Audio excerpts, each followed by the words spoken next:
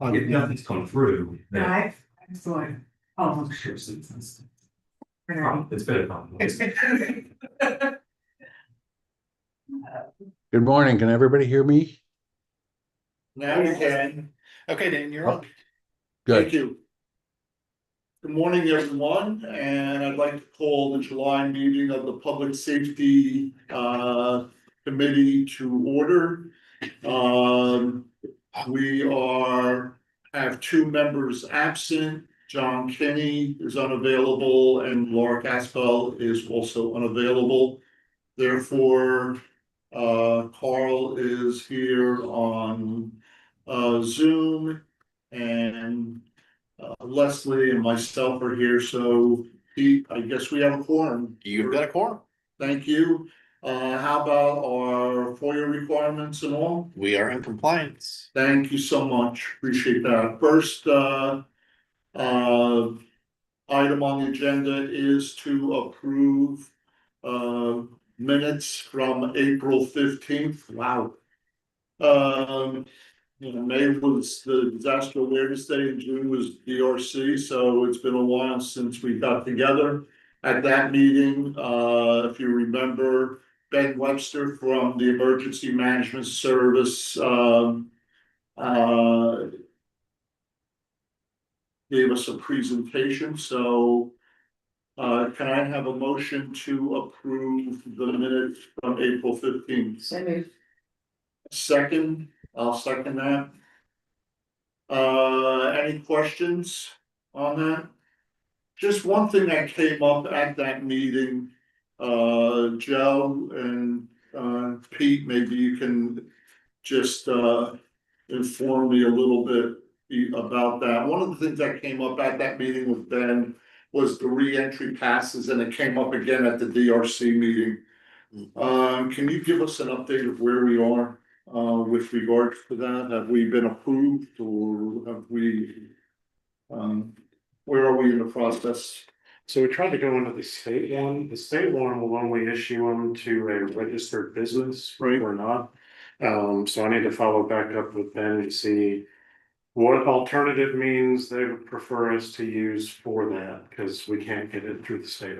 How about who was the gentleman here at the DRC meeting from the? Do you remember? Maybe I've got it in my you email. might have it on I the can sign-in sheet, yeah.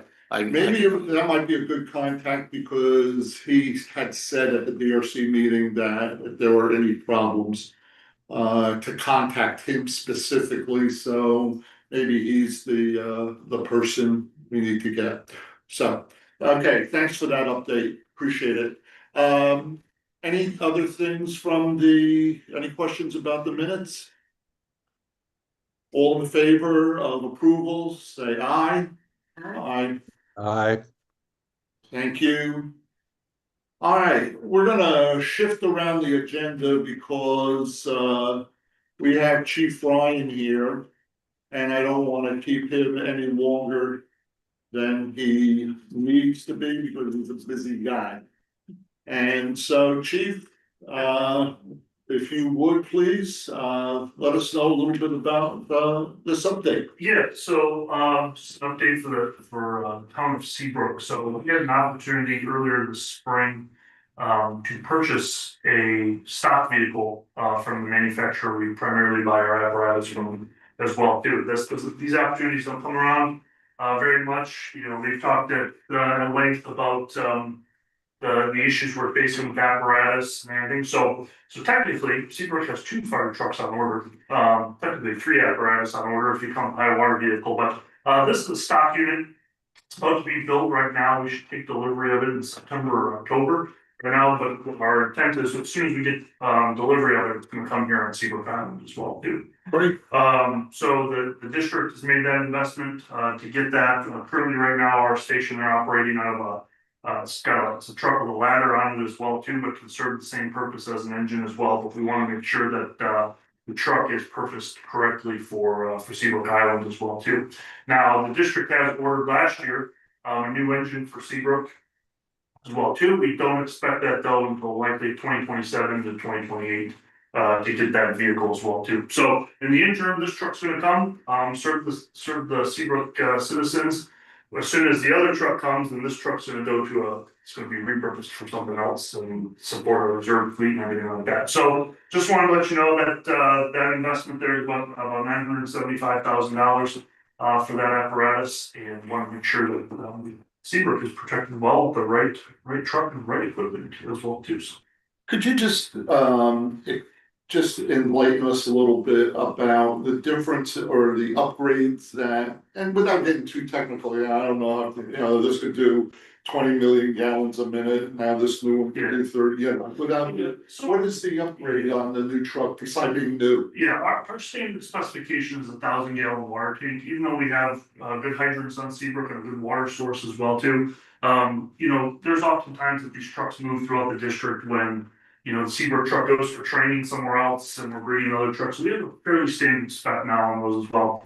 Really just the upgrades, I mean, they're really, for the most part, the same as the fire truck has always been, but Okay, the big changes that have happened is a lot of it's emission standards as well too, and that has put a lot more electronics on our vehicles. The pumps have a lot more electronics than they did before as well too, so, personally, I don't know if it's a good thing or not, but, that's where we're at.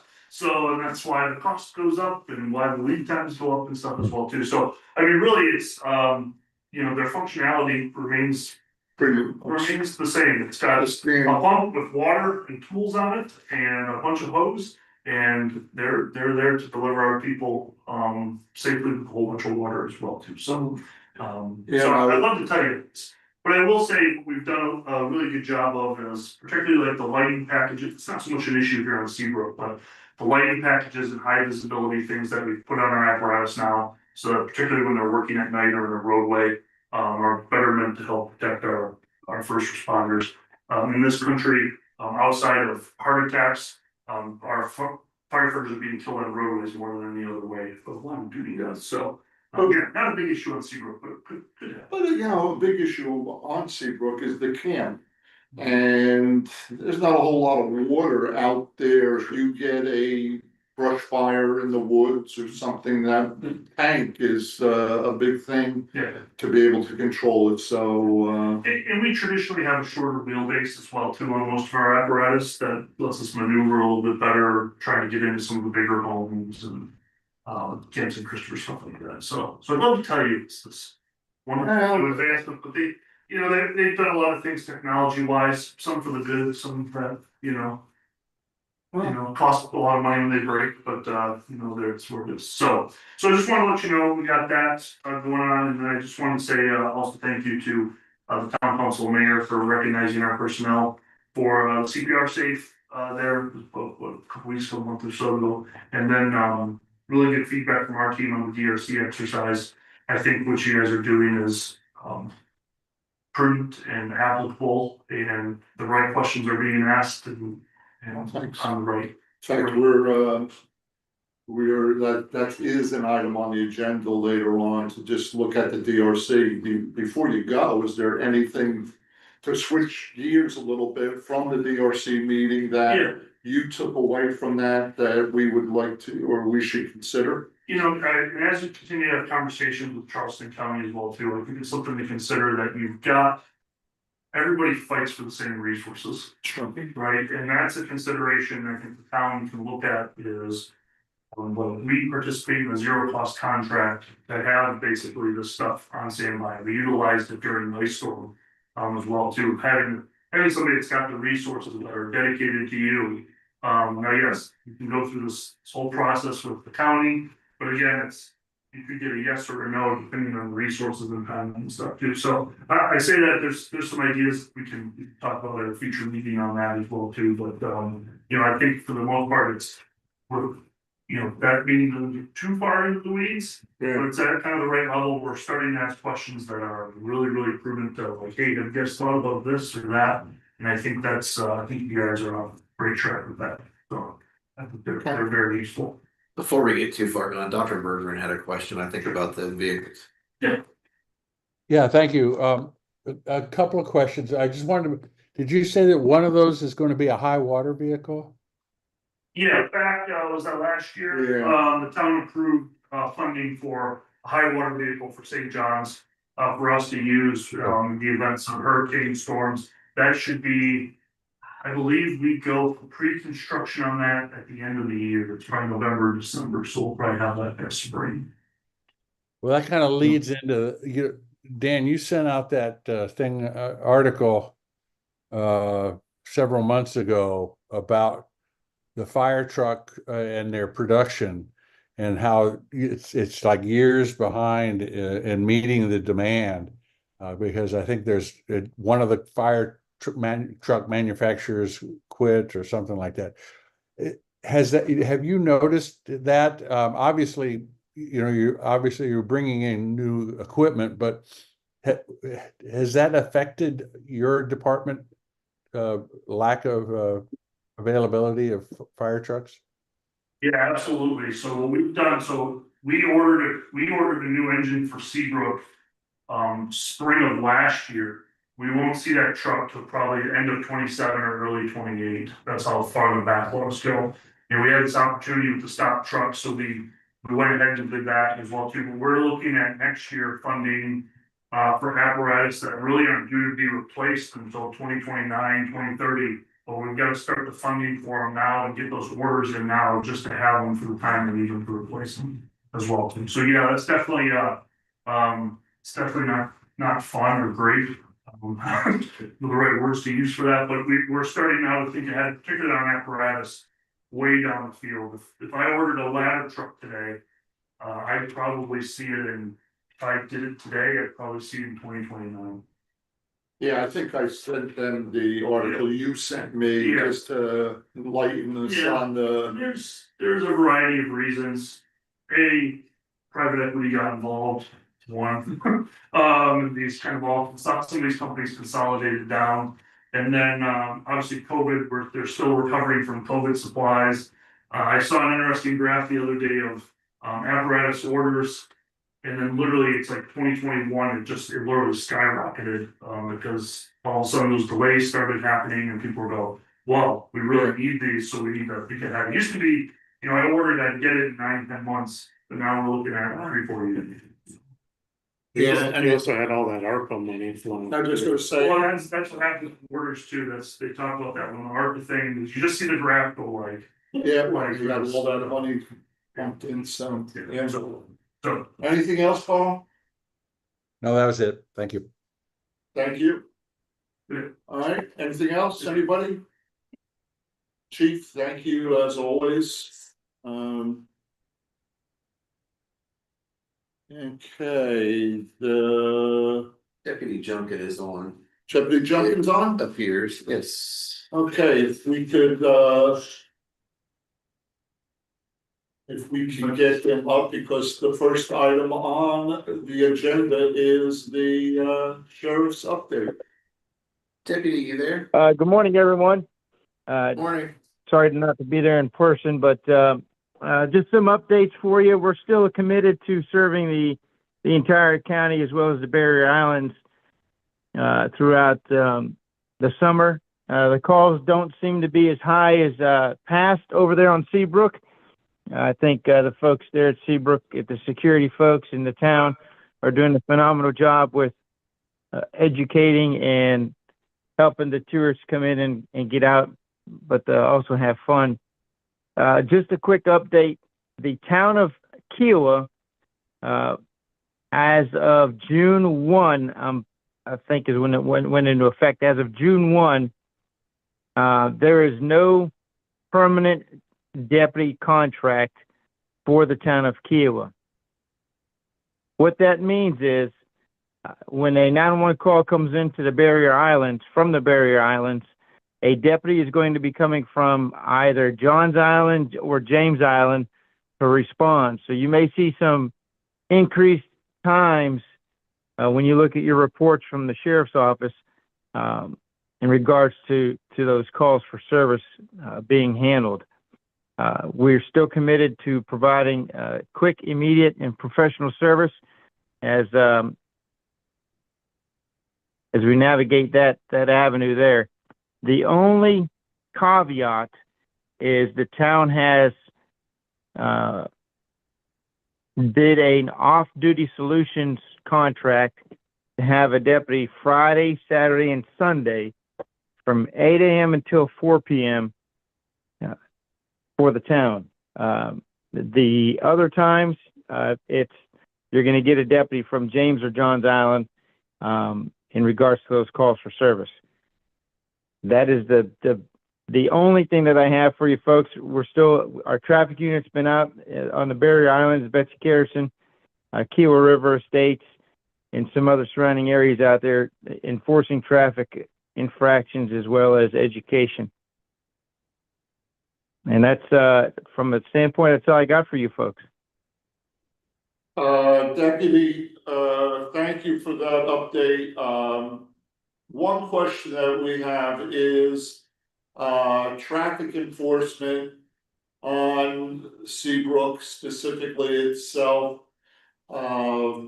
Is there any update on Seabrook Island Road and or behind the gate? Would this reallocation of resources with Kiowa hamper that in any way? In other words, I know you're saying that an emergency response will be coming from Johns Island, but does that mean that less patrolling will be done on Seabrook Island Road and behind the gate?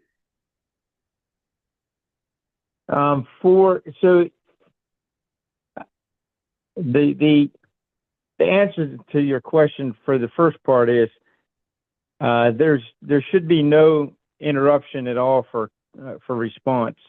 It would be a delayed time.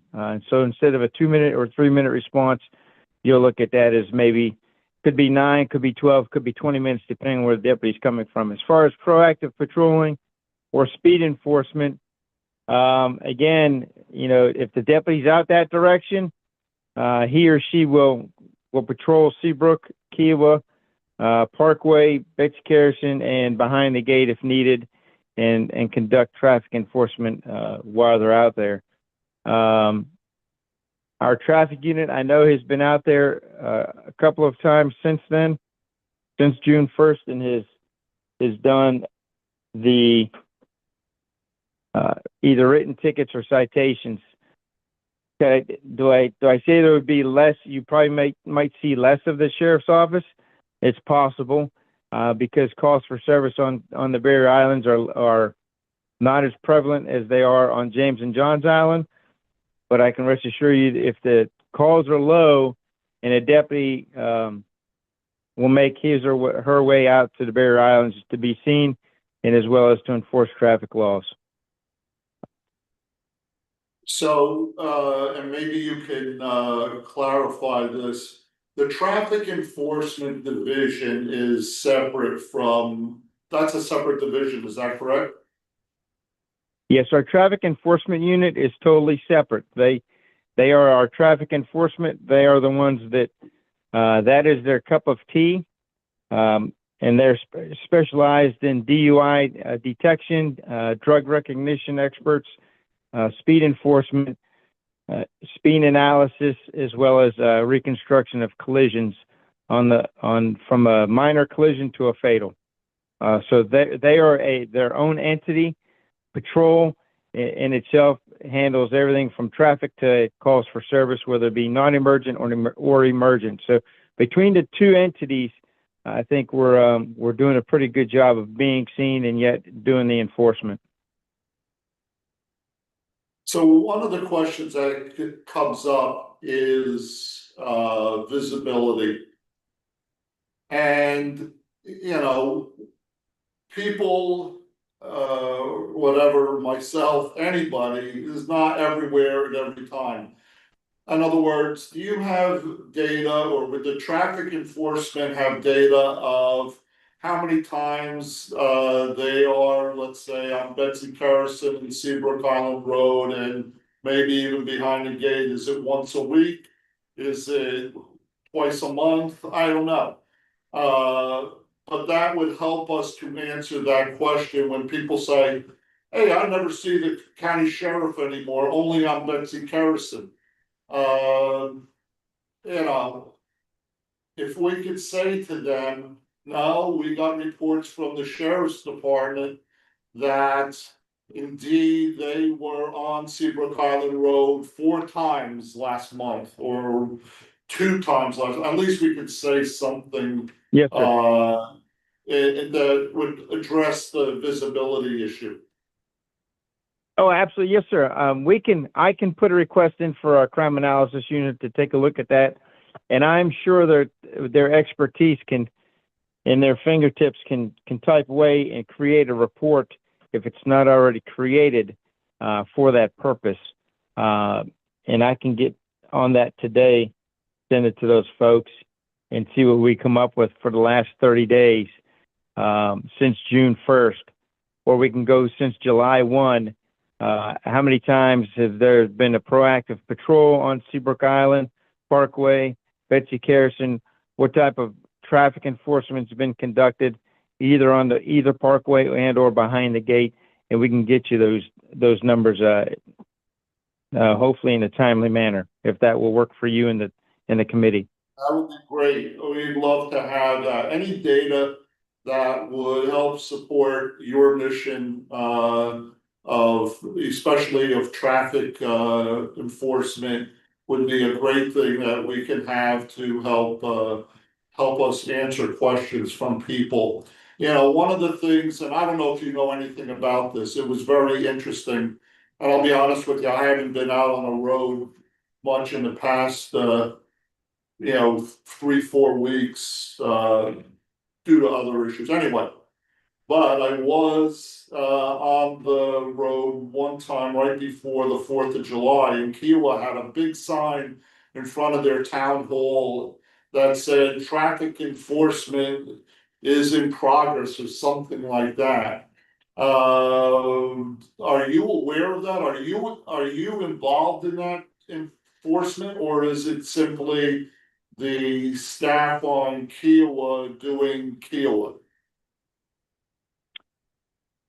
I'm glad you brought that up. There is a sign that's posted on the town. I think they moved it since it was on Betsy Carson or Key Island Parkway. I think it was last located as you pass their gate to get onto the island. So I do believe that is a town sign of, hey, please be aware of the speed limits here on the island. We are conducting traffic enforcement, whether it be through Kika and their camera or their cameras to issue warnings to folks. As far as the sheriff's office goes, if we are out that way, absolutely we enforce the speed limits. To my knowledge, there's no dedicated deputies for the island other than the Friday, Saturday, and Sunday, 8 a.m. to 4 p.m.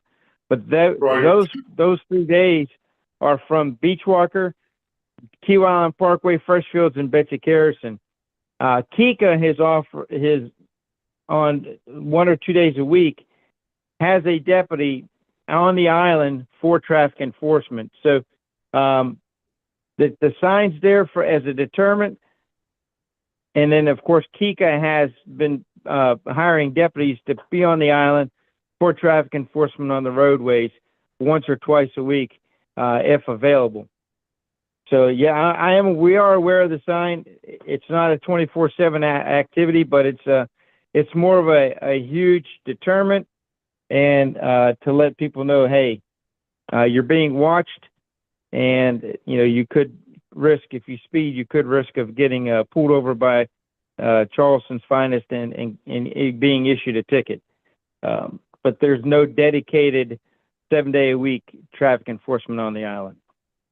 And this is not, it's not really like, you're just continuing what you would normally do. This is not anything where you, Kiowa, have an agreement together. This is their initiative and you're just supporting it as you would always do. Absolutely. Yes, sir. Yes, sir. That is correct. And okay. One other side note for you folks there at, on Seabrook. Since Sheriff Ritchie's taken the realm of being sheriff, we are looking on the law enforcement side of the sheriff's office. We are looking at probably the middle or end of August to be 100% staffed on the law enforcement side, meaning the vacancies we have on patrol will be filled, and along with some of the vacancies in our specialized units will be filled. So that's a huge thing for us, as well as for the community. It just means that we will have 20 to 22 deputies on the road. If they're not taking training or taking off or whatever the case, but 20 to 22 deputies for the entire county on patrol. Once they finalize the law enforcement numbers and all of the positions being filled, their focus will now go 100% towards retention as well as recruitment for the jail. The jail numbers are still, we're quite a few vacancies at the jail, but we're slowly trying to enhance those numbers for staff at the jail. So about middle or the end of August, law enforcement side should be about 20 to 22 deputies per shift, per rotation. 2 permanent day shifts and 2 permanent night shifts will continue to serve the county. Deputy Dr. Bergen's got a question. Yes, sir. Yeah, just for my own personal edification, after traffic violations, what would you say is the most common reason for your calls? So traffic enforcement's really not a call per se that we receive. I mean, we do get some complaints of folks just reporting speeding on Betsy Carrison, which is a known fact, or Bohicket Road. I don't know why you'd want to speed on Bohicket. There's nowhere to go. But we do get those calls here periodically. I'd say the next call that we do get are agency assist calls with EMS and fire. And most of those we get canceled off of because law enforcement's not needed. And then the other part is we've gotten a few calls from both barrier islands in regards to lost people here recently in the summer. And they've been located within anywhere from 15 minutes to an hour and given and reunited back with family. But I hopefully that answers your question. Yeah, thank you. One of the things that this question just brought up was for me, if you remember, one of the big things for your call center was 911 hangups. Is that still a big problem? It is a problem nationwide and countywide. It's always going to happen. People butt dial, or as you're talking, and if you have a watch that's connected to your phone and you say some words of 911 or emergency, your phone dials 911. So that does happen. It's not as prevalent as it used to be. I think between technology and just people being aware has lessened it. But most of the time, it's either a pocket dial or somebody's trying to dial a certain number or area code, and they end up hitting 911, and we confirm that they're accidental, and then we clear those calls. The alarms that we continue to get are, of course, a nuisance, and again, it's either the renter or a family member going to a home and forgetting what the passcode is for the alarm system. And we get those types of calls, or the cleaning folks forget that the alarm is set and they walk in and the alarm gets activated. So I wouldn't say that those increased. I'd say we're about the same as last year. Okay. Thanks. We have, Mary Ann Connolly here from SAPOA. Do you have any questions? Yes, I do. Okay, Sergeant, do the sheriff's office stop LSVs if they see someone on Seabrook Island Road, for example, that's riding down the road without seatbelts or too many people on the LSV? Yes, ma'am. Very good question. This has been brought up multiple times in our meetings in the past. Our traffic unit is aware. The deputies are aware. Because it's on behind the gate. If a deputy's behind the gate, you know that's those roads are privately owned. They're not state-owned roads. We're specifically talking about between the circle and town hall. Right. Oh, okay, yes. So if there's an LSV that's traveling from Seabrook to Freshfields or the other direction, and there's too many people on it, and the deputy sees that, yes, they'll make a courtesy stop to address the problem. Low speed vehicles you have to be licensed, 16 years old of age or older to drive them. There's a seat for every person. It's not one seat and 5 people. So those issues are being addressed. Maybe not as much as we would like them to be, but they are being addressed.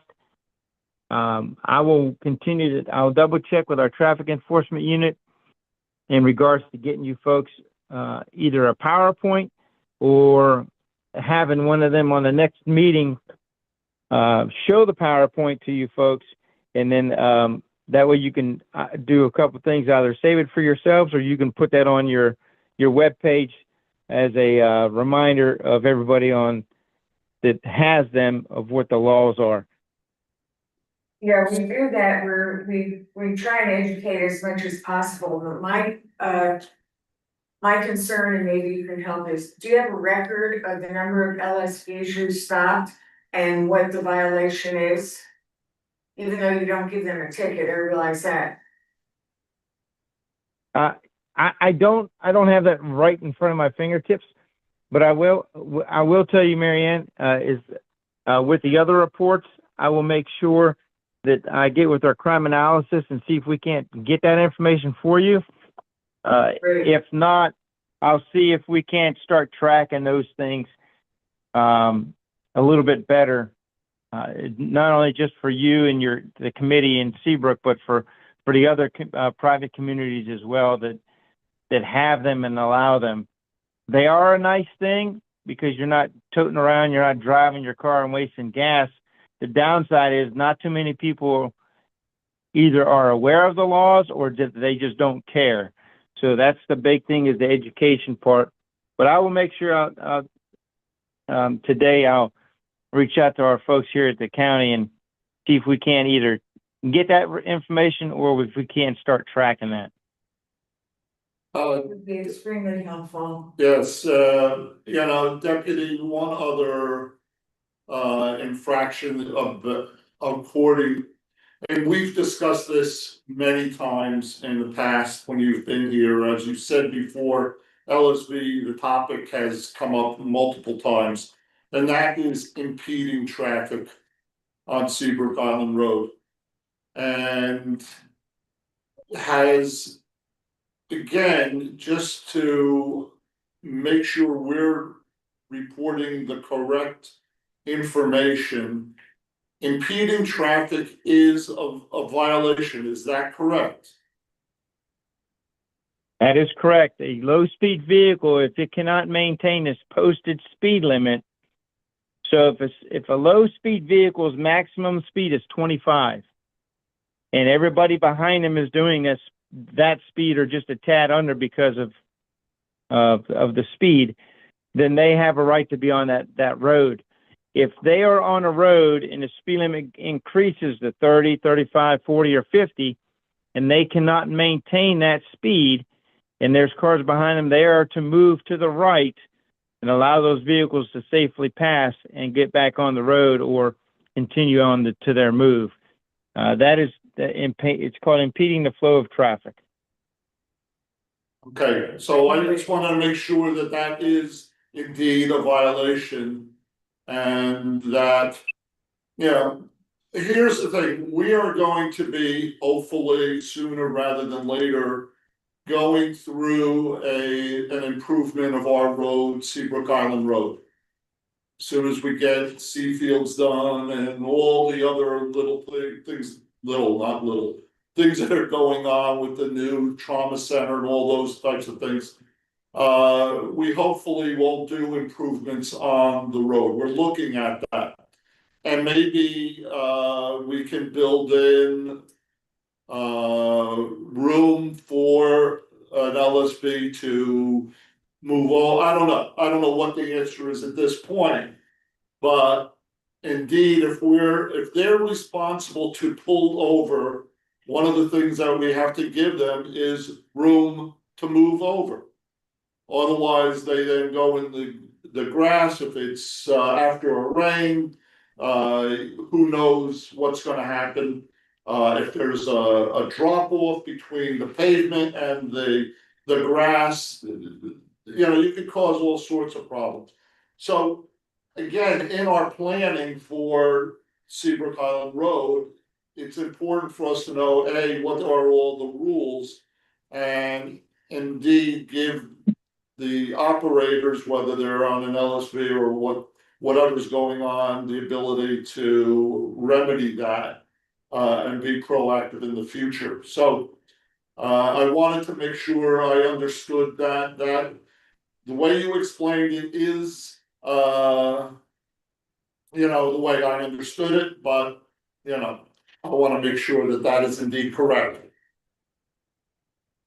One of the things then- that, Go ahead, Marianne. I'm sorry. Go ahead, ma'am.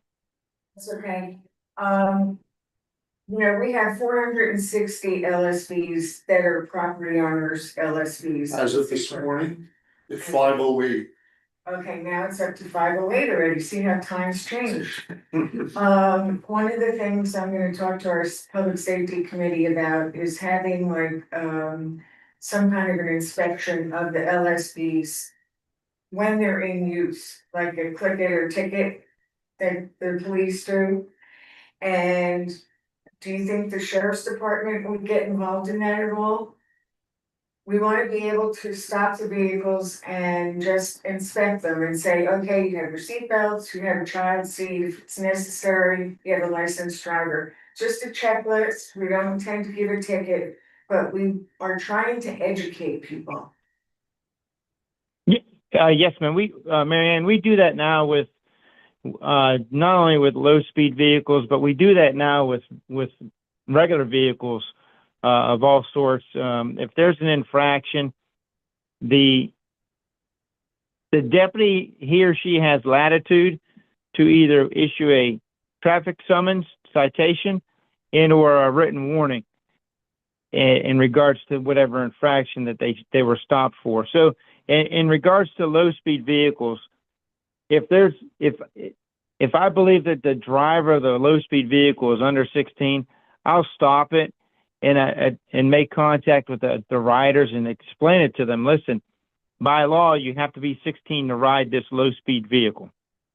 And by law, for every seat is one person, you know, on it. So, and some of them are some of these things are pretty nice. They have a 3-point or 2-point seatbelt in them. They have connections for car seats. So, you know, as technology and as advancements move forward, so are these things. And just to highlight the impeding the flow of traffic, and I'm going to read you exactly what I have here, is it is illegal to drive at a speed that impedes the normal and reasonable movement of traffic, unless reduced speed is necessary for safe operation or required by law.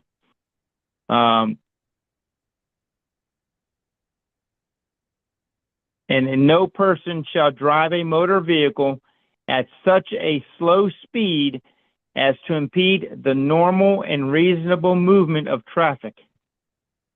So that is the taken right out of the state law, the criminal law book, in regards to impeding the flow of traffic. So again, low speed vehicles, if they're doing 25 and the speed limit is 25, well, they're good to go. Now, when the speed increases and they can't maintain that speed, they are impeding the flow of traffic, and they must move over to safely allow vehicles to go around. I'm going to double check with our traffic unit, Marianne. I made a comment and requested it before, and I'll see where they stand at as far as putting some stuff together for low speed vehicles. And once I get that, I will push that out to you folks here soon. Okay. Did, Dr. Berger. does that law apply to farm vehicles, say on Bohicket? Any motorized vehicle that impedes the flow of traffic, they can be cited for impeding the flow of traffic. I work outside of the sheriff's office in a farm area, and there's tractors all over the roads. When they see traffic behind them and there's a safe spot for them to maneuver, whether it be halfway off the road or all the way, most of these farmers do that to allow traffic to go around. Yeah. Thank you. Yeah, I would just say that probably the impeding of traffic is probably the most. Yes, you get youth operators overloading the LSVs, but probably the biggest complaint we get is impeding traffic. And so, you know, and that's why I asked earlier about visibility. I mean, if people are just going merrily along and there's no sheriff's presence there, they keep going merrily along. And you know, so that's just something need to be aware of. And hopefully you'll be able to help us, because the whole point is, if we have an issue, enforcement of the existing rules is probably the most important thing we need to do right away. I agree with that, but I also think with the LSVs are concerned about safety. And we've been very fortunate that we haven't had a serious accident. When you say safety, for example, If somebody, Behind the gate, what, behind the gate's what you're concerned about. yes, So, no, I'm concerned about the property owners and the LSVs and the renters and the vacationers. Yeah, behind the gates. But I'm just concerned that but when you say safety is a big issue, what are you concerned about youthful operators? when I see 6 people on the LSV and there should be 4. Okay, that's what you mean, overloading. Yeah. Seatbelts. I see a mom with a baby in her hand Right. driving the Now, LSV. here's the next question, if it's behind the gate, does security? Yes. Yeah, Okay. they do. And I'm trying to identify what is the real problem with LSVs as far as safety goes. Well, I have Um, listed, I'm sorry, go ahead. In regards to the last comment, I agree that the safety for not only the folks that are on the LSV, but the folks driving in or walking or running, as well as it's all grouped into one. Yes. In regards to the LSV regulations and laws, I think it's a lack of. Part of it's a lack of the people that have them. That, oh, they look great, let's go buy one, but they lack the knowledge of what laws are out there regarding that particular LSV. And then there are a handful of people that just don't care. And we have to mitigate that. And I agree, education is number one in everything we do. I think if we continue to partnership with SAPOA, the town, the county, as well as, all these folks that rent and or that own them. I think we've done so far so good in regards to no major incidences involving an LSV on Seabrook. I think that says a lot about the town, SAPOA, doing your part, as well as all the renters, and trying to educate these folks about these LSVs. So we'll continue to do that in a joint partnership to make sure that we continue to have a safe environment for everyone that operate or use or the LSV. And I know we're talking about behind the gate, and I'm talking about, I know that's our responsibility and not the town's. However, I do think when you think about it, property owners use the LSVs on a regular basis in most cases. A vacationer comes in and they've never used an LSV before, so they're more likely to be unfamiliar with how to use it. So that's what. Yeah, but I see even visitors of property owners. I'm not like- saying they don't. Yeah, I know, it's across the board. Just to get, and looking at the not the problem, but what we need. First of all, low speed vehicles, I was looking at the state law, LSVs. Are specifically built and titled in compliance with federal laws. Right. They are classified as motor vehicles and must be registered and tagged like a regular car, so they gotta have, And the the tag, yeah. license, the driver's license. Exactly. They can reach speeds of 20 to 25.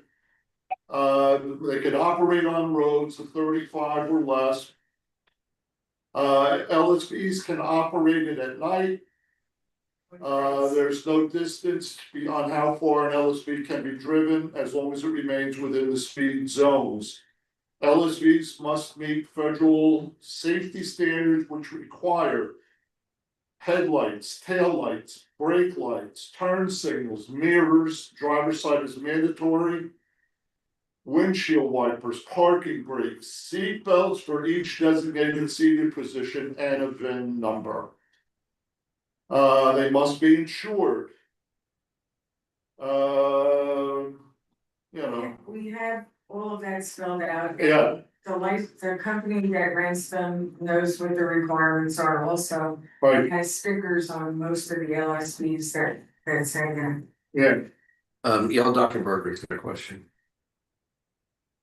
Yes.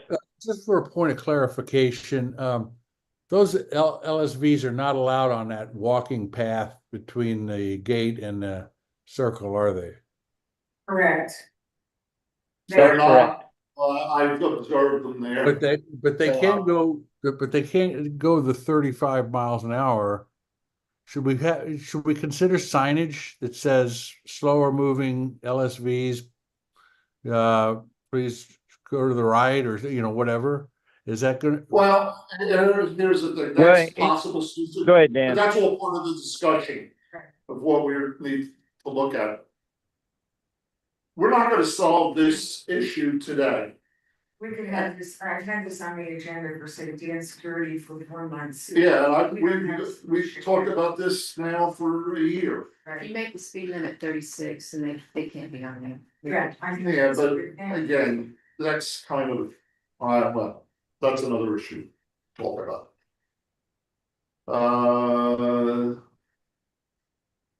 I have no other questions. Thank you, Tom. And Dan. Marianne, thank No you. problem. Thank you, ma'am. Leslie, you have anything that you No, want to I ask? think this is fine. Okay. It's for later. Deputy, anything you wanna jump in? Joe, did you have anything you wanted to add? Pete? Mayor, is there anything? Oh, I did have a question for you. Are the SAPOA traffic, Security. yes, are they stopping people and keeping track of how many people that might be renters versus owners? Because are you? Yes, we taking have this- those records. Actually, they're published every month in Currents. You can go to Currents and you'll see the safety report. And at our security meetings, at our safety and security meetings, the head of the security people, Mhm. Patrick Siegel, gives his report. They're able to identify, and when we have an appeal, we know whether the person's a resident or a renter. And those statistics. And are- that's the paper current. Mhm. Okay. It's online too. Okay.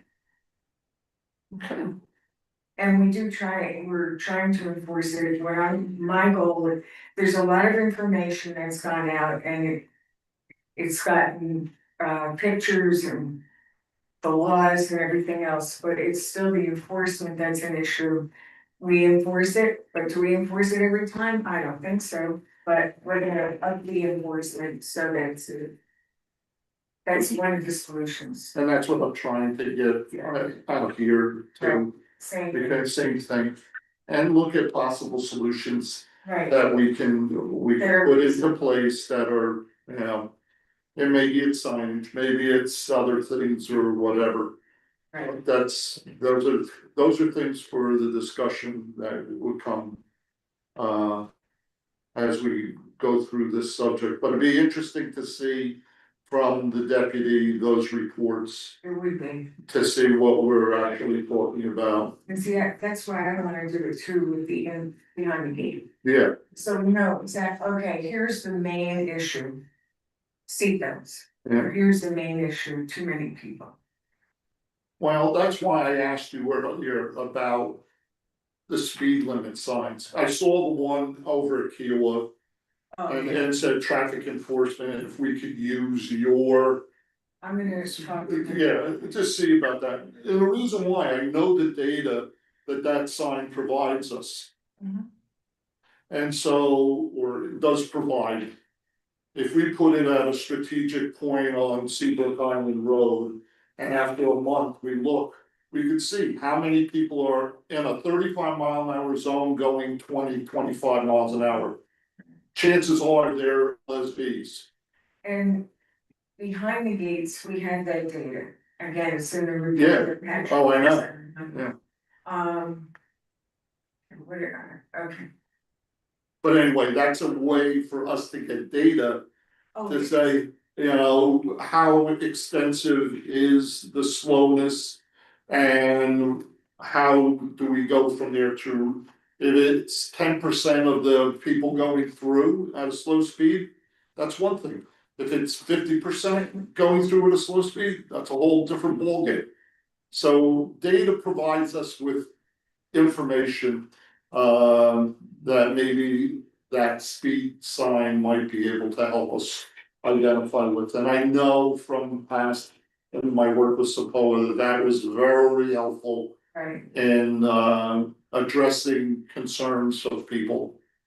one other thing on that big sign about speeds being enforced. I Yes. think that came about as a result of a few accidents they had on Kiowa. Yeah, I'm sure, you know, They had a couple of long-speed bicycle accidents. no. Okay, Okay. Deputy, thank you so much. I don't know if you have to jump, but I appreciate Appreciate the your invite time. as always. I apologize for not being there in person. And again, continue to do a good job because from our standpoint, from the sheriff's office, SAPO is doing a phenomenal job. They handle a lot behind the gate that does not involve or require our assistance, as because they handle it the right way. So SAPO, keep doing what you're doing. The town, it's always a pleasure to work with some very good professionals. And the summer so far has been pretty good. So thank you again to everybody. And I will get you that information sooner than later. by the way, before you jump, I just looked at the agenda. Next items on the agenda, you were at the DRC meeting. And we're just gonna debrief and talk about that a little bit. Was there anything that you would like to add that maybe we need to talk about? Chief Ryan was here just a little bit ago, talking about certain things. Is there anything that you'd like to add to help us improve or some things that we should consider that maybe we didn't consider at that meeting? No, sir, I do not have anything to input at this time. Like always, let's just continue to work together for a common goal, which is to ensure that everybody on Seabrook and the surrounding area is taken care of and represented well. That's all I have. It's always a pleasure to work with all of you. So, thank you. Thank you. Thank you. Appreciate all you do, so. And by the way, put August 19th on your calendar, because the sooner I get you on the calendar, August 19th is our next meeting. So if you can make it here, and hopefully by that time we have the data, we can discuss that and go through that. Yes, sir. Thank you, Dan. Okay, thank you, appreciate it. Have a great Bye now. day. Okay, which brings us to our next item. Marion, if you'd like to stay, but I'd like to have you stay because it may be good, thank you. I know what the last item is. Yeah, I know, and we'll talk a little bit about that, and that's a continuation of, yeah. The first one is Disaster Awareness Day. That was our first one back in the very end of May. Just from my perspective and comments, it was very good. I'm telling you right now, I'm getting more comments from property owners and citizens about what was discussed from the guy from Sanibel. The people who have either viewed it or were there were very, what's the word? It was very eye-opening to a lot of them. So to have that information out there was great, and kudos to Abby for being able to arrange that and getting him up here to do that. It was good meeting with the new emergency management director from Charleston County. He seems to be on top of things and really a good person in that position. So I have nothing. Q, I don't know where Disaster Awareness Day goes from here. Joe, have you heard anything one way or the other? No, okay. So anybody else want to chime in on Disaster Awareness Day? There were some follow-up items there. One of them being the first thing you talked about today, re-entry, and Charlie talked about. Yeah. So we have to work on that. Right. Anything, Carl, you have anything from Disaster Awareness Day or, and that's what we're just mentioning now. I thought it was very good and so on. Thank you for asking. My question was, is that video available on the website? Joe, is it? It's on YouTube. I know it's on the our YouTube page. I don't know if it's on the website. Okay. Yeah, Peter, Abby question, and unfortunately, neither of them are here right now. Okay. All right, well, we'll see if that's indeed, it might be a good idea to, just as a reminder, we're just getting into the heart of the hurricane season, so, hey, a reminder, this is what was discussed at Disaster Awareness Day. Anybody else, anything with regards to Disaster Awareness Day? Okay, next. In last month, our meeting in June was the DRC Council. There are a couple of things that, was the meeting itself and then some recommendations. Pete, thank you for putting this up. There are some things that were put up here as recommendations or points to consider and where we are. So we'll go through that in the recommendation review, but let's just look at the meeting again. I thought that the topic with regards in conjunction with Disaster Awareness Day and what we found out there was very timely. In other words, getting hit by a large hurricane and what goes on afterwards. It's never an easy topic to broach. People don't want to think about it because it is so, what's the word? It is just mind-boggling of all the things that the community faces after that. And so seeing what Sanibel is facing a year or so even out is just very interesting with regards to that. Anyway, anybody else? Just the meeting itself, the way it was set up. And I thought it was well represented by the community members, the community helpers. Had a good group from the fire district, emergency management, sheriff's office. You name it. It was great to have Seafields and the new MUSC center there. They're gonna be integral partners. Maybe not if we have anything now, but when they get done next year, they will be a part of this. So anyway, anybody want to add anything on the meeting itself? Just for the record, Dr. Bergen asked if it was available online, the disaster awareness. It is on YouTube for anybody. So Is there a it is- link on the webpage? There is not. If they just go to the town's YouTube page, it is Yeah, linked. but And it's, could it be a link on them? yes, it could. Then maybe that would be appropriate, I don't know. It will say. I just say that both meetings were really good. And I thought having the Sanibel person there was extremely impressive. And something that all of our property owners are probably interested in hearing. I feel sorry for the ones who didn't go to the big meeting because I've talked to them about it and they're like, I didn't know. Right, so they never know. Okay, real quick. Then looking at the recommendations, there were a couple of things. Obviously, a lot of them,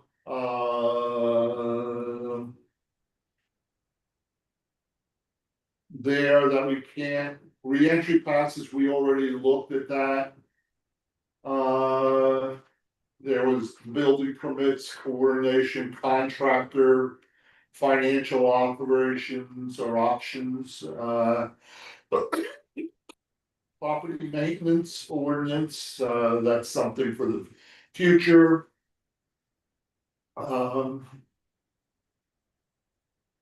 Anyway, So. I don't- Is the state involved in what? Seabrook Island Real Estate involved in marketing plan, the whole. That was after the, Post. after, post, yeah, 6, 7, 8 months or.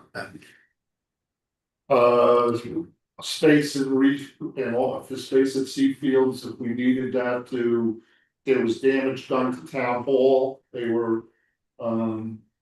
Gracious enough to offer that. A lot of these things are long-term. Efforts that need to be, the only one that's really is the re-entry passes and so on, and we've already talked about that.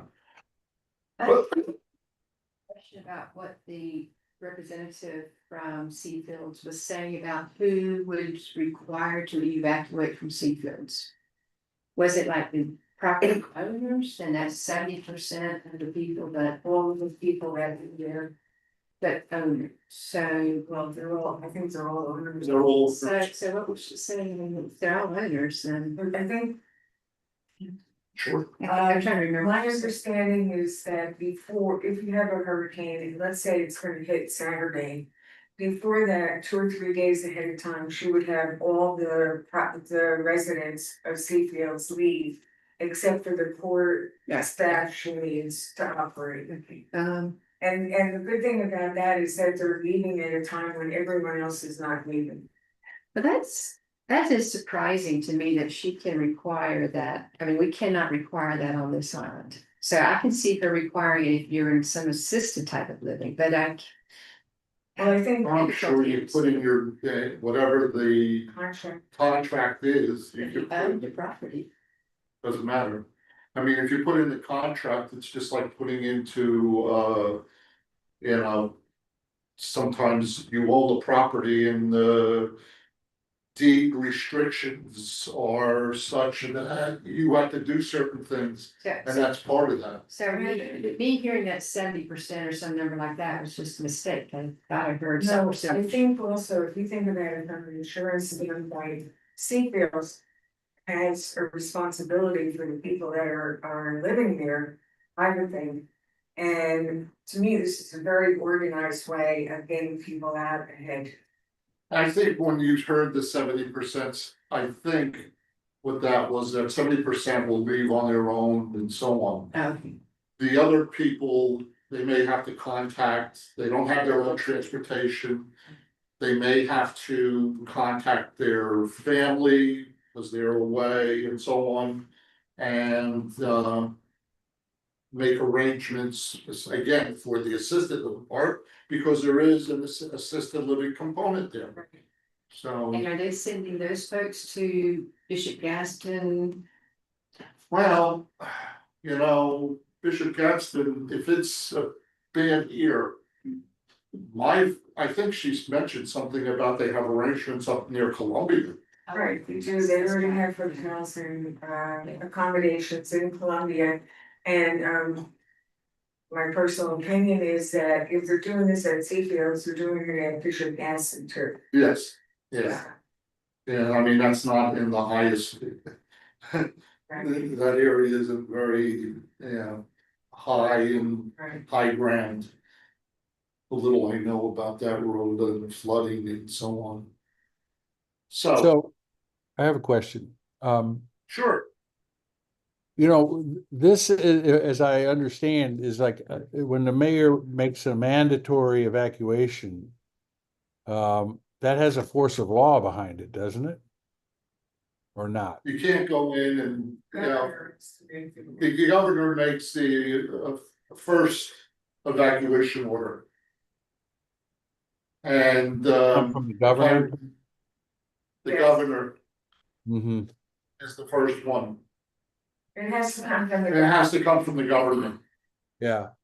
Well, the reason I ask is an anecdote story here. When I was in medical school, Hurricane David came through and I didn't have anywhere to go. So I went to the St. John's Fire Department and volunteered to see if, you know, I could help them. And basically I figured, well, their building would probably be a lot safer than mine downtown.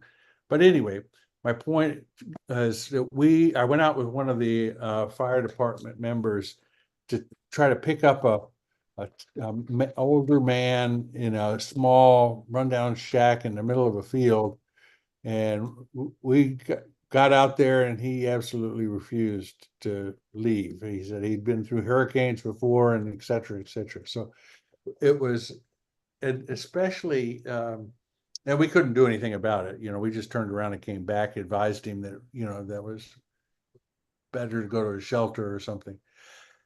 So my point then is that especially where we are, you're going to get trapped on that island, and it may either be an air or a water rescue that is going to be necessary after if it's a devastating hurricane. You're not going to have power, you're not going to have food, and you know, you've really put yourself and others at risk for that. So I don't know that that's a big issue. Obviously we can't arrest people and carry them off, but you know, it really needs to be emphasized, because if the utilities go down, people are in a life-threatening situation, because this isn't like a tornado that just lasts 45 minutes and then you walk out. This is could be a week or more. Yeah, yeah. Oh, And I wow. think this was mentioned at the meeting between, Yeah, you know, all of the entities that were here. You know, you tell the people that nobody's here. Nobody's gonna come for you for a while. No rescues until it's safe, to do so. And then everybody makes their own decision accordingly. And yeah, almost everybody who has done that and stayed through a horrible storm. On the other end, if they make it out okay, say, I will never do that again. It's almost like the experiential part of it is the biggest teacher. And, you know, it's hard to tell people until they actually go through that. And anyway. We will continue to do the best we can. We will continue to try to identify vulnerable populations, senior citizens, disabled and so on, make sure they get out. We've been working with Seabrook Island Village, Neighbors Helping Neighbors, to identify those people, and they've been great about helping out in that area. So we continue to do what we can and continue to promote the necessary evacuation orders. But when push comes to shove, you do so much and then we gotta get out and go from there. Okay, so I think we have a good list here of things, a lot of them being long-term. The only few that we have is the re-entry passes, and that's about it. For this year. And communication is always you know. You can put communication on a recommendation, yeah. Constantly, because it constantly can be improved. Okay, let's see, any other things on the disaster recovery council meeting? I just thought of something that was mentioned, and that is the renters. So if you have renters on the island and we don't keep track of whether they're leaving or not, that's something that we could take anticipatory action towards before the hurricane occurs. And we need to work with SAPOA, I guess, or the town, whoever would be keeping track of how many renters are on the island and where they're located and making sure that they know to evacuate. I think what's done, and Joe, correct me if I'm wrong, is the management companies are informed of the emergency situations and they have the contacts with all the renters. Now, the only ones that might not be is, and I don't. How about if somebody's just renting on their own and you don't have a management company with them, do you just contact the owner? We have a contact for every single property. Okay. Responsible person, sometimes it's the owner, sometimes it's a management company, but they all have to have one. And it's actually written into our ordinance and it's in state statute as well, that if there is a mandatory evacuation, they have to leave. Okay, that's what I was curious about. Yes. So Renters, just checking that, And make if- sure they leave. If the governor says it's mandatory. I mean, if there's nobody here, there's not gonna be anybody out knocking on doors verifying if there's renters there. But if we, you know, get a report from sheriff's office or St. John's that they had to rescue renters who didn't leave, we're probably gonna revoke the short-term rental permit for that property. So I mean, it may be after the fact, but it's mandatory. If there's an evacuation order, they have to leave. can we, do you share that list of, I guess, of those property addresses with the fire department, so, Not the fire department. because they go around sometimes just to go through different communities and around the island before they leave to try to identify where people may still be. I know they do it for the vulnerable, senior citizens and disabled, they might go to their homes and knock on the doors, but they have them identified by Civ and so on. Yeah, I mean, there's over 600, so I highly doubt. Yeah, they're gonna have yeah, I hear you, I hear you. knock on doors that rent our properties. I mean, the list is public information, I mean, we'll share it with anyone who asks for it. Right.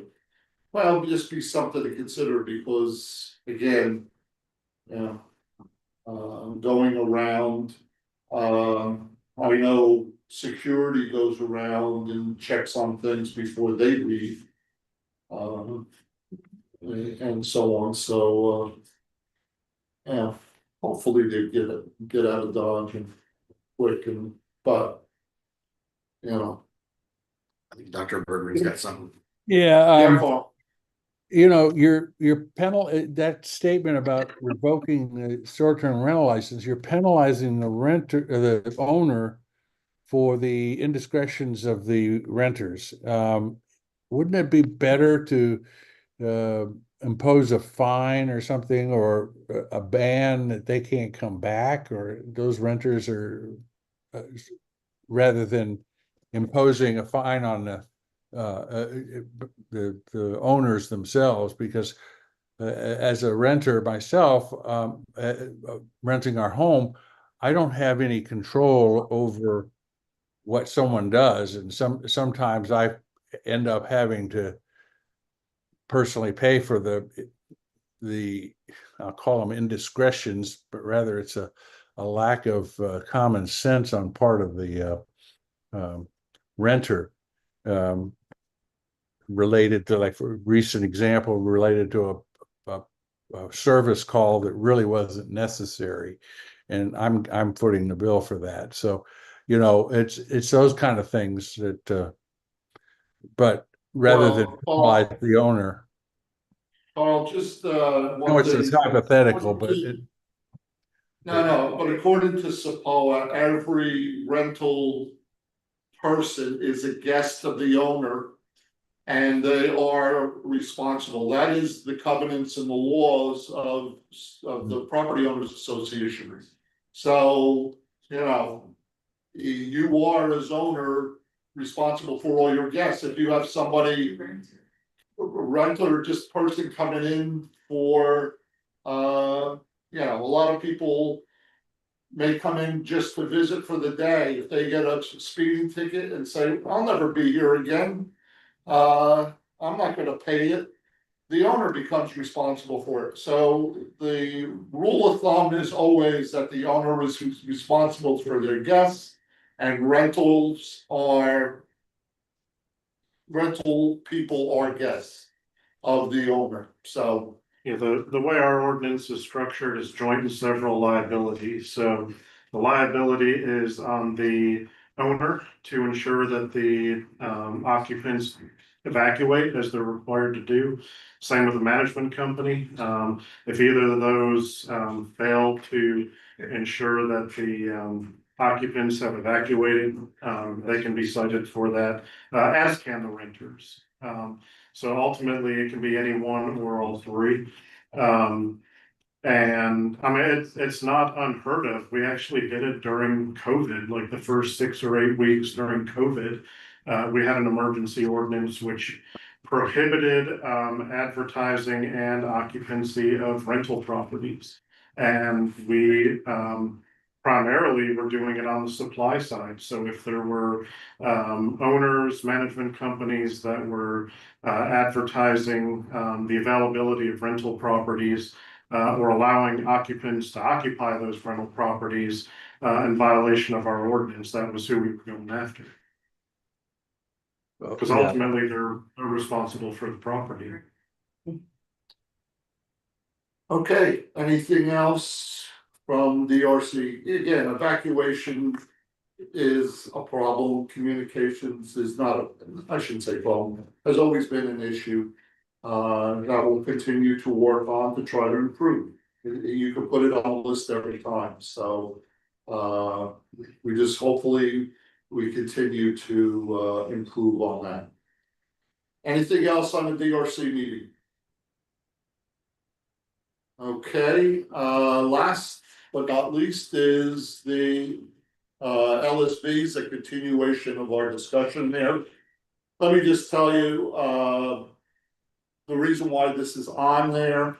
At our last town council meeting, Councilman Darrell May brought up the idea or the idea of prohibiting LSVs on Seabrook Island Road from landfall up to the way again. Because of, and I'm assuming this is, you know.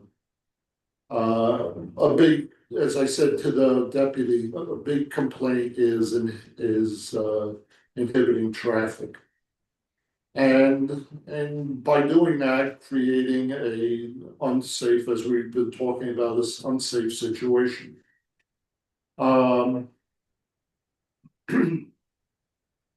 You know, one of the things that I've observed of this, even if the LSV is on inhibiting traffic or whatever. What's causing the unsafe situation is the driver of a car who goes over the double line and tries to pass them in an unsafe manner. In other words, gunning it and, you know, passing, and sometimes they'll even pass it. You know, you have the LSV, you may have two people behind the LSV, fine, you know, pushing, and then you'll get that third or fourth one jumping out and trying to get past the whole thing. And that's again creating an unsafe situation. The unsafe situation again is caused by the driver of the car and not the LSV. You know, people could say, well, if the LSV wasn't going so slow, it wouldn't be. Well, you know, we're only talking about less than a mile and less than a minute of delay between here and the circle. So, you know, let's put everything in context. Leslie, you brought up the idea of making it 36 miles per hour, and that would do it.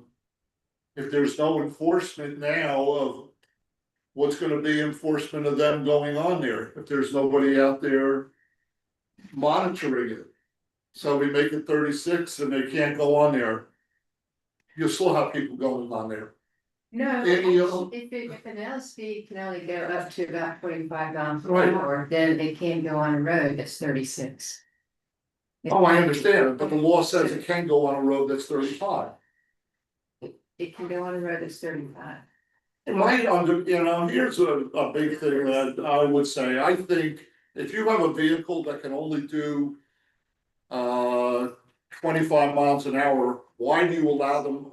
And this is a state law, this isn't my law or Seabrook Island's law, why does the state have a law for a vehicle that can only do 25 that they could go on roads up to 35? Why don't they just make it that they could go on roads that are 30 miles an hour? I mean, I know that's a change of state law and, you know, good luck with that. But my understanding is if it were 36, then they'd be. Yeah, okay, and Beyond that. my point is, you know, will that stop people and LSVs from going? They don't go on the road to Kiowa. Well, that's That's because, because they're banned on Kiowa. Well, Yeah. that's. yeah, there's no LSVs really on Actually Kiowa. banned on the road to Kiowa as well. And behind the gate. Yeah, but they can't even. But there isn't the number They of, can't even go to the stops between Fresh Fields and parks and things on the side. of it. like I said before, there's right now, I got the data this morning, 509. I thought I said 508. Okay, maybe 508. Here, this 508, 508 registered LSVs on Seabrook Island. That's not including rentals, which is about, I understand maybe 20 a weekend. I have no idea. I'd love to know how many rentals there are. It, Cause they have to register them with your security. Heather's got that information. And she's told me in the past, it's not as many as you might think. Now, she has pulled that information, and I haven't asked I'm her. gonna ask her because I have asked her and I've been told that they don't know how many rentals there are. Okay, well, last time she said that they know because they have to register it at the, I like what you said, yeah, I'm gonna check with them. and but again. If it's 10 to 20 a week, because that's what they come in and rent and so on. That's one thing. And out of the 508, all 508 aren't on the road or whatever. But out of 508, here's my point, going back to the question of making this 36 miles an hour. If they go and they wanna go to Who is Freshfields, they as an owner or they as a renter? an owner, Okay, they wanna go out there and break the law. They're inhibiting traffic now, they're breaking the law. I've seen people go on with their LSVs on a bike path. They're breaking the law, they go right past the sign that says no LSVs. And they go on there, I mean. I don't think just making it 36 is gonna solve the problem, that's why I bring up the idea of the. And the pool buys, I think the is, full one, you know, lay-ins. but I think it would have to be done in conjunction with the road project, which is coming down the pike. Because one of the things that Joe continues to mention when we bring this, and rightfully so. We have landscaping and different, water lines in there and so on that would have to be relocated. What better time to do it than, during that time? And putting in, and you don't wanna put in a pavement paved place, put in some boundaries and put in some gravel. So the water can seep through and so on, and label it LSB pullover. Ahead or something and put I a small. totally agree that that would help, but again, the situation is that people will say, I don't wanna pull over. Oh, I agree. Have to pull I over. agree, but if we get the sheriff out here that says impeding traffic is a problem and they. Pull over the LSV owner and cite them for that. That would go a long way to doing it too, so there's enforcement issues, there's. And since this has come up in the past few weeks, because it was at our town council meeting. That this topic came up, I've already heard from several people on both sides. This is not something we should do. It's a long time coming, we should do it. It's, it's another one of those 50-50 issues. And with 500 and something people with an interest in this, I could care less. I don't have an LSV. So the bottom line is I'm trying to be fair to LSV owners. Because a lot of them say they don't go over to Freshfields very often, but once in a while. If the family's visiting and one group is going one way, one group wants to go up to Freshfields. They take the LSV.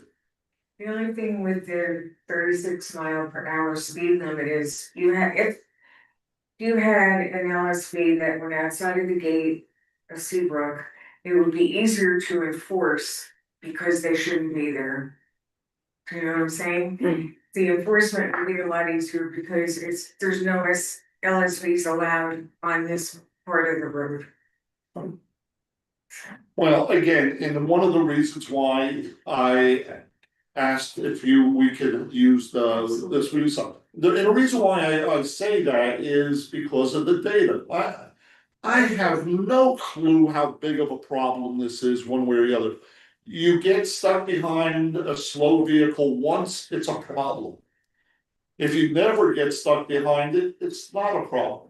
So my point is, if we get data, a month's worth of data, and we see that 10% of the readings are 25 and 20.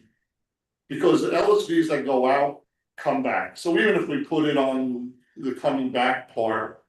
And We'll get that for you. yeah, no, well, you know, we'll work something out, whatever. Data, and that's why I'm gonna work on the enforcement issues, because without data, we have no argument. Exactly. So, but I, again, with the county sheriff and having their, people. You know, doing enforcement, you know, I'm not gonna say. Well. I don't know what's true or not true, I see. Sheriffs on Betsy Harrison. Speed enforcement. Lately, I haven't seen them. In the, you know, in the past year, let's say. I haven't seen any on Seabrook Island, that doesn't mean they're not there. They used to park right by the bank where your pass is, they used to go up in there. And I would see them in that area monitoring and doing traffic enforcement. I mean, that's a good spot to see if somebody's impeding traffic coming out and there's a long line by that point. Swing right out, pull them over, follow them and let them know. I mean, I have a question about, why is it that on June or June the first. Kiowa stopped its contract with the deputies. that's. We That's don't- a Kiowa, that's a Kiowa decision. I know, but I just was wondering if anybody had any information. I know they're switching over, I think Junkin said the name of the company, but they're going to a, like a online system to request off-duty officers at a hourly rate. Ah, So That's right. I think they've been trying to push everyone interesting. onto It's a money. that model. So anything. So I don't know that for a fact, but I know that's been, Well, I know the administrator from Kiowa put a question out on our administrators listserv asking if others were being required to do that, so I'm just putting two and two together, and I'm assuming that likely has something to do. So they probably are paying for that off-duty officer. Oh, yeah. Well, they've always, Exactly. anytime they've had supplemental deputies over there, they've been picking. It's up under those. contract, right? But I do think with the system, it's easier to get people, and that's their point. That it's like having an employment agency just for off-duty deputies or.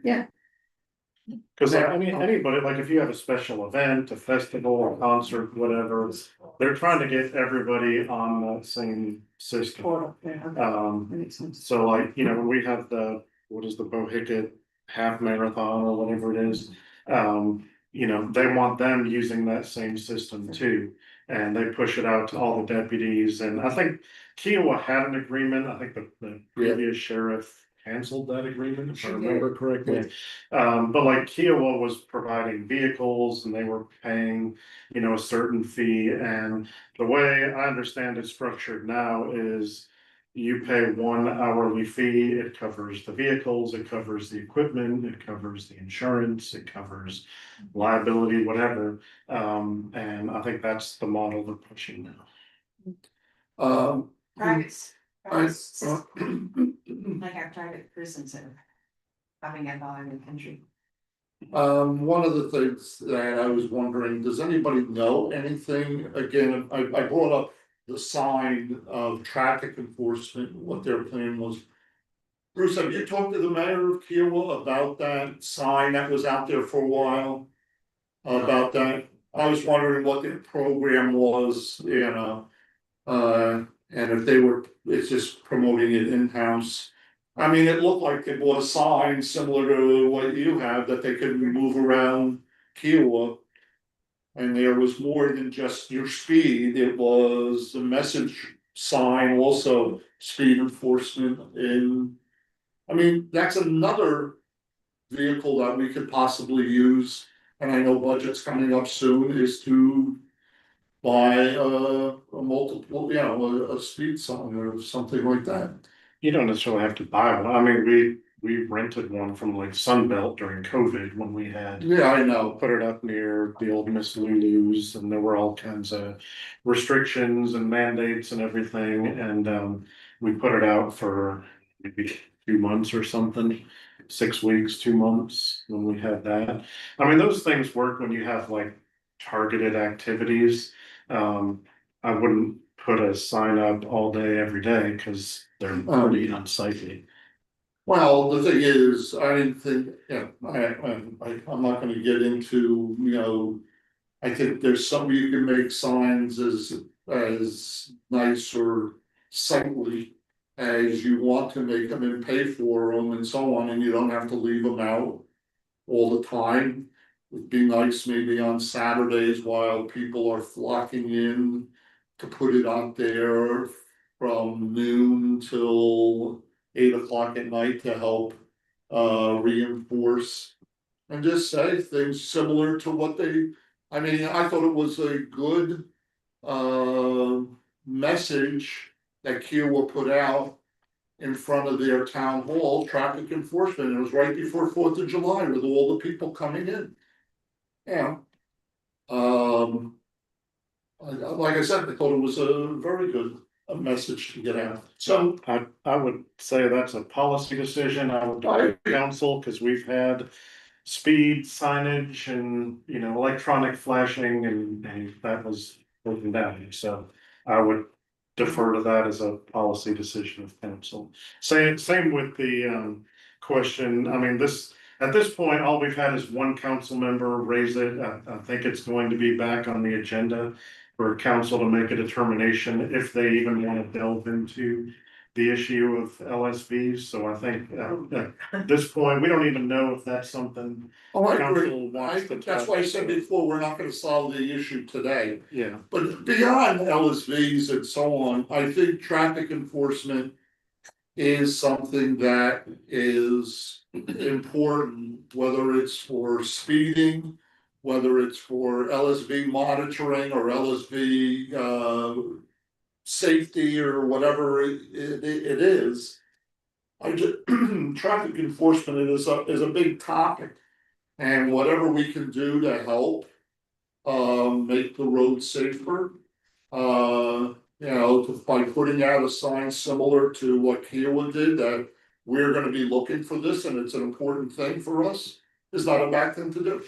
I mean, from a public safety standpoint. the two most effective things we can do are signage, and I don't know that I would say flashing temporary signage is gonna be most effective, but signage and enforcement. Signage we can handle. Right. But you know, we can only advertise what our rules are. So if the speed limit's 40 miles an hour and LSVs are prohibited, we can put up a sign, and that's probably gonna deter a lot of people going down Seabrook Island Road. You see a sign, LSVs prohibited. And I think Junkin alluded to that. That's gonna deter people from doing it. So signage is one, and enforcement. And until the town decides it wants to create a police department, we're always gonna be dependent on the sheriff and whatever resources they have and you know, are able to allocate to our area. Yeah, it was interesting, deputy goes, so we're gonna be fully staffed, 22 people per shift, and I'm thinking, have you seen the size of this county? I mean, I know there's municipal police departments around.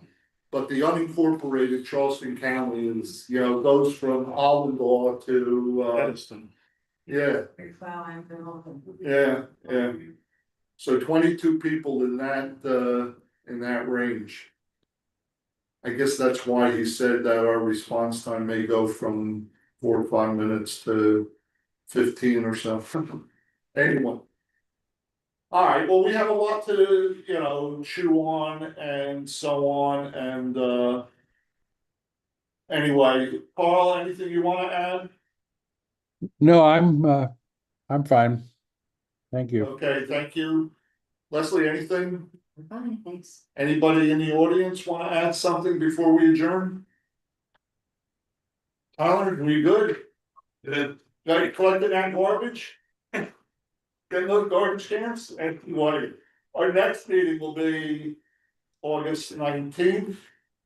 And if there is nothing else.